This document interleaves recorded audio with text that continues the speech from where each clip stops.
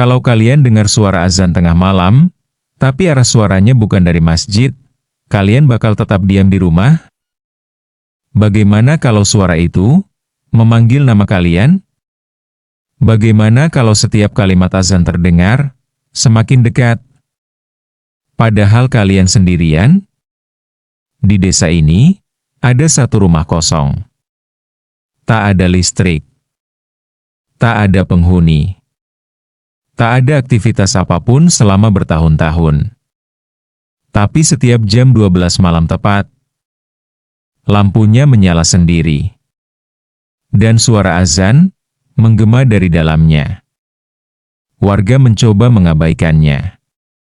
Sampai suatu malam, 3 orang nekat mendekat.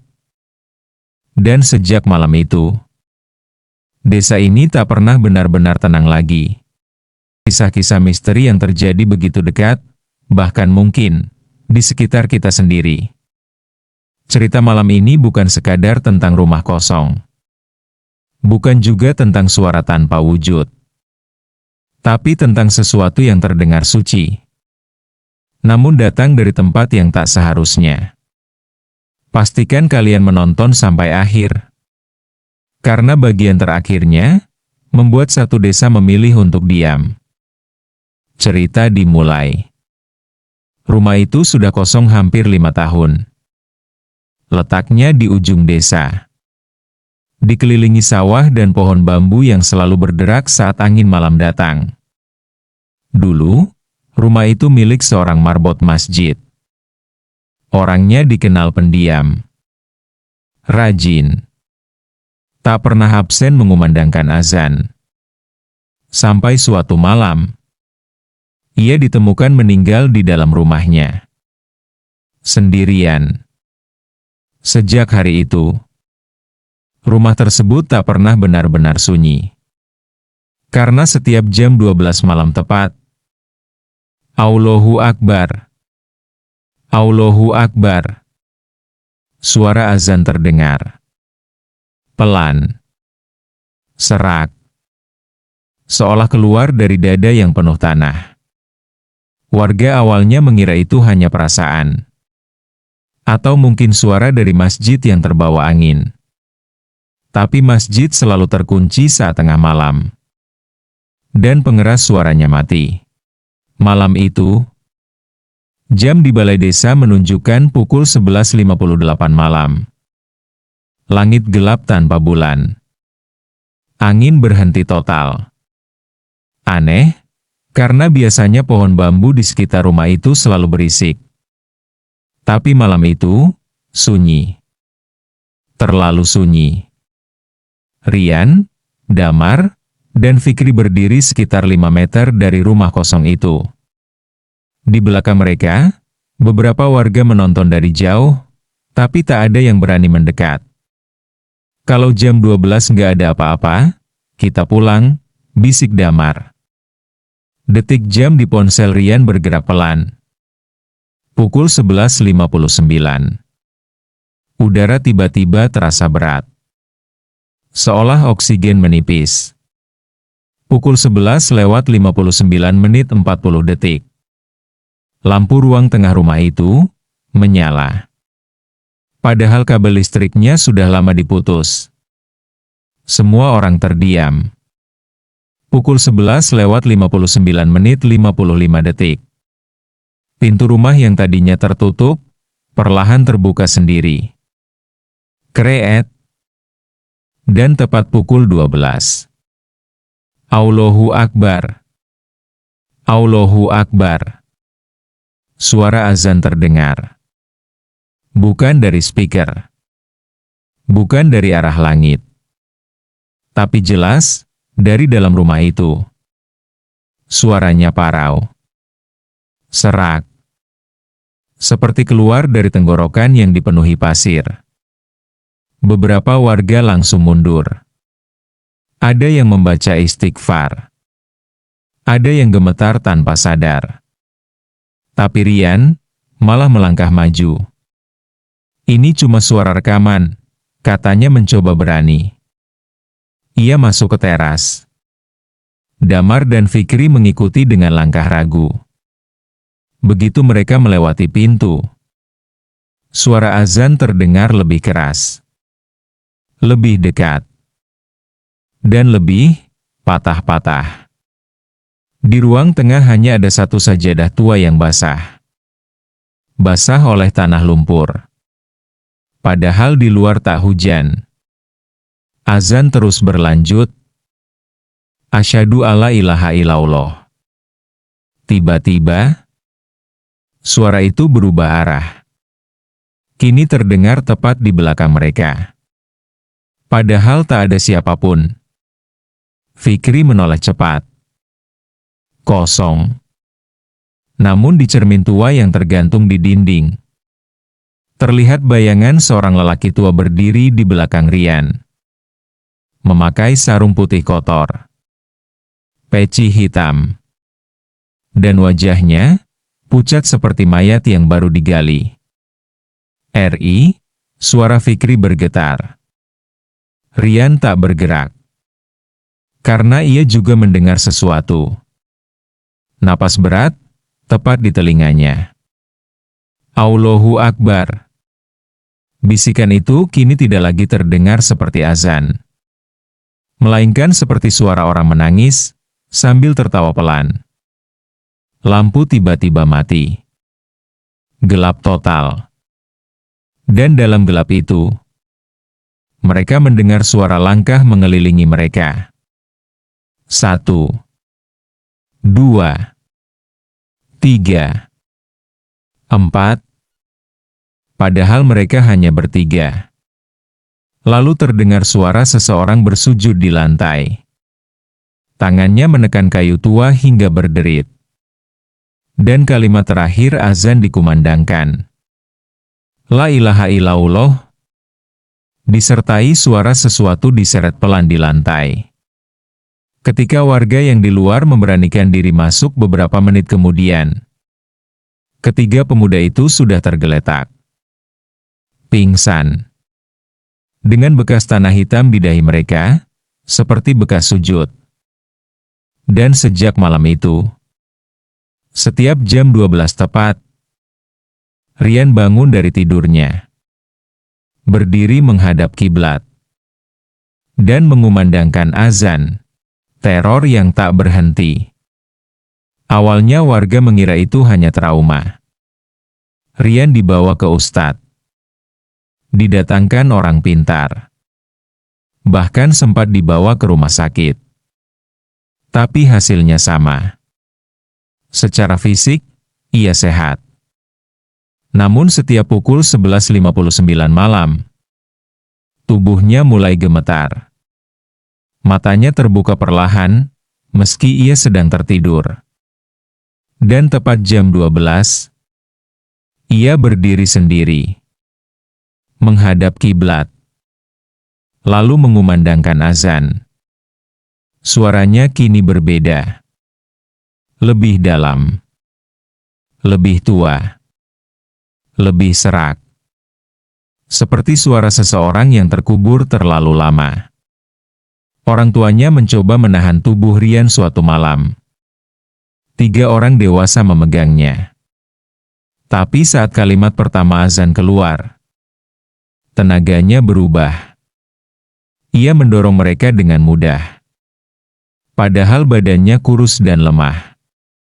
Dan yang paling membuat warga ketakutan, setiap kali Rian selesai azan, terdengar suara azan kedua, menyambung dari kejauhan. Dari arah rumah kosong itu, seolah ada 2 suara, saling bersahutan. Malam terakhir. Suatu malam Jumat Kliwon, warga sepakat untuk menghancurkan rumah kosong itu. Mereka datang beramai-ramai, membawa linggis, palu, dan doa di dalam hati. Jam menunjukkan pukul 11.58. Rian tiba-tiba muncul di ujung jalan. Sendirian. Berjalan perlahan ke arah rumah itu. Tak ada yang memanggilnya. Tak ada yang menyuruhnya. Tapi langkahnya mantap, seperti sedang memenuhi panggilan. Pukul 11.59. Angin berputar kencang di sekitar rumah. Lampu ruang tengah menyala sendiri lagi. Pukul 12. Sebelum siapapun sempat bergerak, Rian membuka mulutnya. Allahu Akbar. Dan dari dalam rumah kosong, suara yang sama menyahut. Allahu Akbar. Kini semua orang mendengarnya jelas. Dua suara. Satu dari Rian. Satu dari dalam rumah. Warga panik. Beberapa mundur. Beberapa membaca ayat kursi keras-keras. Tiba-tiba, pintu rumah terbuka lebar. Dan untuk pertama kalinya, mereka melihat sosok itu berdiri di ambang pintu. Lelaki tua dengan sarung putih penuh tanah. Matanya hitam kosong. Mulutnya terbuka, namun bukan ia yang bersuara. Suaranya keluar dari dada yang berlubang. Tanah jatuh perlahan dari tubuhnya. Rian melangkah maju, seolah hendak masuk. Ibunya menjerit histeris. Tapi tepat saat kalimat terakhir azan terdengar. La ilaha illallah. Sosok itu perlahan hancur. Tubuhnya retak seperti tanah kering. Lalu runtuh, menjadi debu hitam. Lampu padam. Angin berhenti. Sunyi total. Rian jatuh pingsan. Pagi yang berbeda. Keesokan paginya, rumah kosong itu benar-benar kosong. Tak ada lagi lampu menyala. Tak ada suara. Tak ada bekas apapun. Dan sejak malam itu, azan tengah malam tak pernah terdengar lagi. Rian perlahan pulih. Namun ia selalu berkata satu hal. Suaranya bukan ingin menakuti. Ia hanya tak pernah sempat menyelesaikan panggilannya. Dan sampai hari ini, warga desa itu tak pernah lagi membiarkan rumah kosong terlalu lama tanpa doa. Karena mereka percaya, kadang yang kembali bukan untuk mengganggu, tapi untuk mengingatkan. Bisikan setelah sunyi. 3 hari setelah kejadian itu, desa memang terlihat tenang. Rumah kosong sudah diratakan. Tanahnya ditimbun. Tak ada lagi bangunan yang berdiri. Tapi anehnya, setiap lewat tengah malam, anjing-anjing desa selalu melolong ke arah tanah bekas rumah itu. Dan embun pagi di sana selalu lebih tebal. Seolah tanahnya masih basah. Padahal tak hujan. Mimpi yang sama. Rian mulai bermimpi lagi. Ia berdiri sendirian di dalam masjid. Gelap. Tak ada jamaah. Tak ada lampu. Hanya satu cahaya samar di mimbar. Lalu ia mendengar suara itu. Bukan dari luar. Bukan dari belakang. Tapi dari dalam dadanya sendiri. Lanjutkan. Hanya satu kata. Lanjutkan. Ia terbangun dengan napas tersengal. Dan di dadanya, ada bekas tanah hitam. Seperti sidik tangan. Malam keempat. Jam menunjukkan pukul 11.59. Rian belum tidur.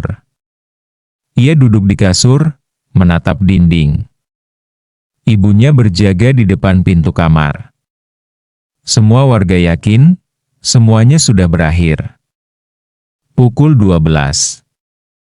Tak ada azan. Tak ada suara. Semua lega. Tapi tiba-tiba, terdengar suara azan dari masjid desa. Padahal tak ada jadwal azan tengah malam.